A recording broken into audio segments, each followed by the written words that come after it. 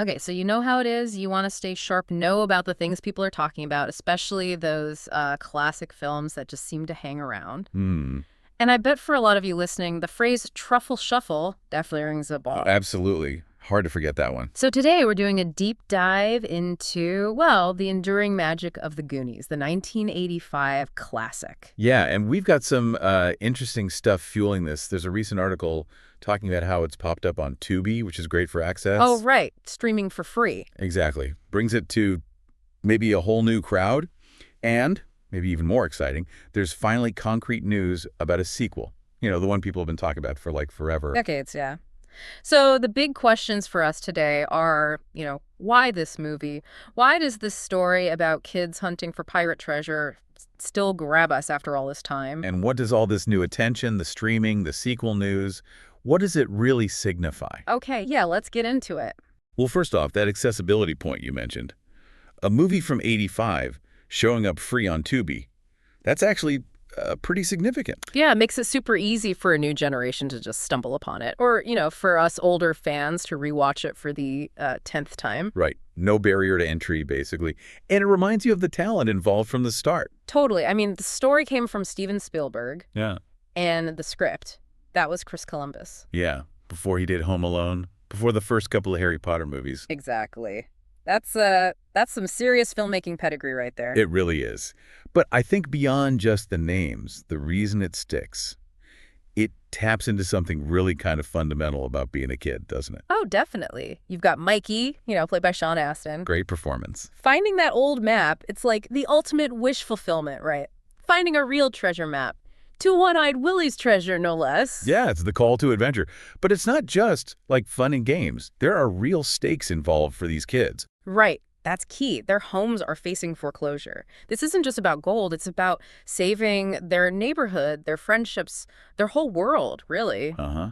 So the treasure hunt becomes this, like, desperate mission. And then you layer in the booby traps, those amazing Rube Goldberg-esque contraptions. Classic 80s movie stuff. Love those. And the Fratellis, that kind of bumbling but still genuinely menacing criminal family. It creates this perfect mix, doesn't it? Yeah. It's funny, it's exciting, a little scary. Yeah, peril and fun. And I think what's really interesting, getting back to why it resonates, it's about kids taking charge, Right. When the adults are kind of helpless, the kids step up. Exactly. That sense of agency, of resilience, it's empowering to watch. And it wasn't just, a popcorn flick that disappeared. It actually got decent critical reception, too. Yeah, our sources mentioned that. It's got a certified fresh score on Rotten Tomatoes, 77%, I think. After 65 reviews, yeah. Which, for a film nearly 40 years old now, that holds up pretty well. It really does. It clearly hit a nerve with critics and audiences back then, and kind of still does. Mm-hmm. And it's not just nostalgia talking. It often pops up on lists of, like, the greatest films. Which is important for you listening if you want to be, clued into the films that have really made a mark. The Goonies isn't just some retro thing. It's considered, well, a pretty significant piece of film history. Definitely. Which makes the sequel news even bigger, really. Yeah. Pam Abdy over at Warner Bros. Actually confirmed it. It's happening. Finally. After so many false starts or just rumors. Yeah. And it looks like they're trying to get the core creative energy back together. Like Amlin's involved in development? Yep. Amblin's developing. Chris Columbus is involved again. Oh, good. And they've reportedly got Patsy Panciaroli writing the script. Okay, interesting. And the producers. Spielberg's back. Yeah. Spielberg, Kristen McCaskill-Krieger, Holly Barrio, Columbus again. Yeah. And Lauren Shuler Donner is still on as an executive producer. Wow. Okay. So that's a team that really understands the original's DNA, you'd hope. You would think so. Mhm. But the interesting part now is silence. Meaning? Well, we know it's happening, but like zero details on the plot.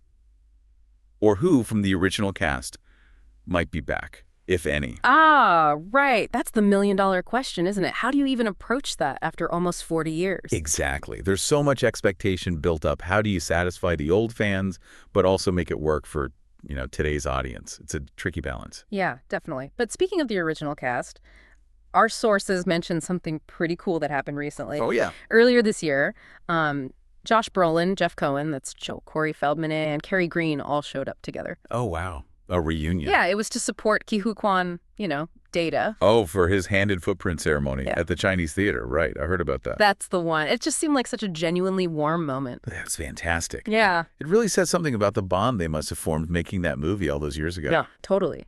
And apparently, Josh Brolin gave a speech really praising Ke Huy Quan's, perseverance and calling him someone with a heart of gold. Oh, that's really nice. Yeah, it kind of adds another layer to the whole Goonies legend, doesn't it?